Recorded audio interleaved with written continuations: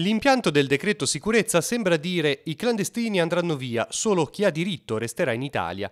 Daniela Di Capo, direttrice del servizio centrale SPRAR, a Sori esprime perplessità.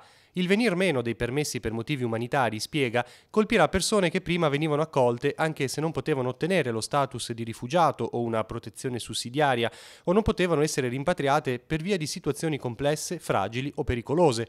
Si usava il buonsenso, dice, ora il rischio è che finiranno tutte per la strada. Ci saranno più persone definitivamente denegate e impossibilitate a essere rimpatriate, impossibilitate a restare qui con un regolare permesso di soggiorno, di conseguenza questo avrà una ricaduta in termini di costi sociali per quel territorio, di percezione ancora maggiore di insicurezza, per cui non si raggiunge né l'obiettivo della maggior sicurezza né l'obiettivo del maggior risparmio. Il risultato ovviamente è che più persone senza permesso di soggiorno che si trovano su un territorio comportano una serie di danni a se stessi naturalmente, perché non possono integrarsi, non possono rimanere in maniera lecita su quel territorio, utilizzarne i servizi e questo va anche poi subito in seconda battuta a discapito del territorio stesso, cioè della comunità italiana, della comunità autoctona.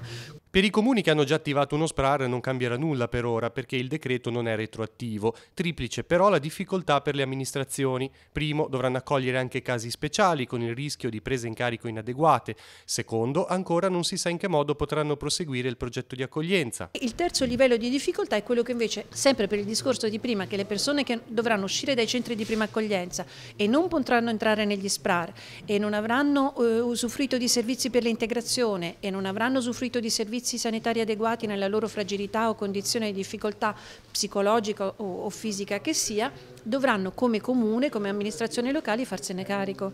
L'impianto del decreto potrà dare adito anche a dei ricorsi? Sta già avvenendo perché alcune misure sono considerate illegittime dal punto di vista costituzionale o dal punto di vista proprio della norma sul diritto d'asilo e quindi sicuramente questo sarà un ulteriore aggravio.